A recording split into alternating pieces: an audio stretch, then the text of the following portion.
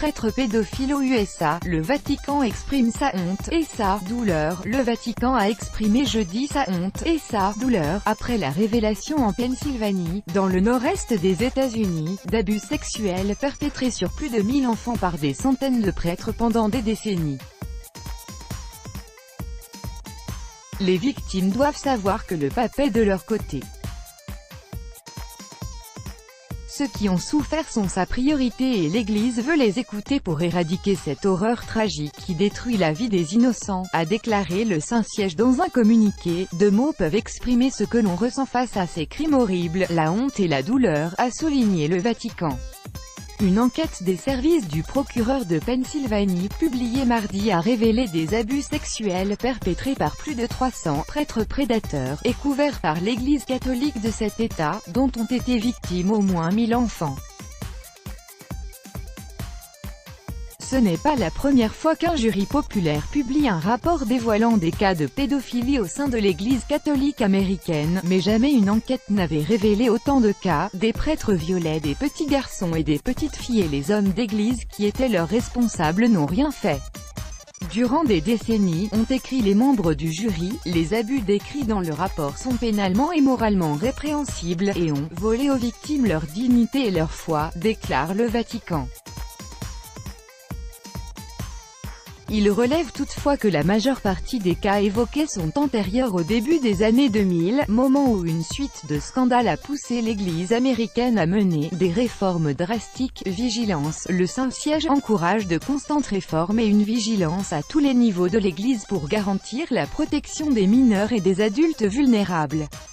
Il souligne aussi la nécessité d'obéir à la législation civile, y compris à l'obligation de dénoncer les cas d'abus sur des mineurs. Le rapport final, rédigé par un jury populaire auquel avaient été soumises les conclusions de l'enquête, indique que quasiment tous les cas allégués sont aujourd'hui frappés par la prescription et ne peuvent être poursuivis pénalement.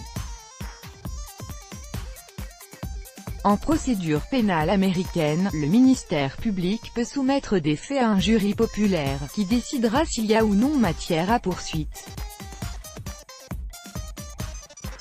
Deux prêtres ont néanmoins été inculpés, l'un pour des agressions sexuelles répétées sur plusieurs enfants, dont les plus récentes remontent à 2010, l'autre prêtre, accusé d'agression sur un enfant de 7 ans, a plaidé coupable fin juillet, mais le chef d'accusation retenu est un délit et non un crime et n'est passible que de 5 ans d'emprisonnement au maximum. Même s'ils ne sont plus passibles de poursuite, les jurés ont également choisi de rendre publics les noms de dizaines d'hommes d'église accusés de pédophilie par des éléments de l'enquête. Le rapport évoque des agressions sexuelles dont certaines victimes présumées avaient moins de 10 ans. Il cite le cas d'un prêtre ayant abusé de 5 sœurs, dont la plus jeune n'avait que 18 mois au début des faits présumés. De nombreux faits figurant dans le rapport montrent une hiérarchie ayant souvent eu une démarche active pour ne pas ébruiter les cas d'abus sexuels et pour protéger les auteurs de ces agressions. Des évêques et des cardinaux ont, pour l'essentiel, été protégés, beaucoup, dont certains sont nommés dans ce rapport, ont été promus. Tant que cela ne change pas, nous pensons qu'il est trop tôt pour refermer le chapitre des scandales sexuels de l'Église catholique. Le pape François lors de son audience hebdomadaire au Vatican, le 1er août 2018. Copyright AFP, Andreas Solaro. Fin juillet, le pape François a accepté la démission du cardinal Theodore McCarrick, archevêque émérite de Washington, accusé d'abus sexuels sur un adolescent.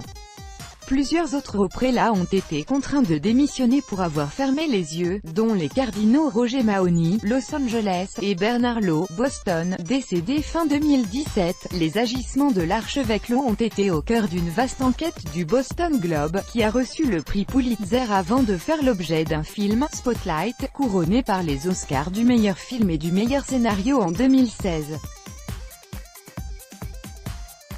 Tout droit de reproduction et de représentation réservé. Copyright 2018, Agence France Presse.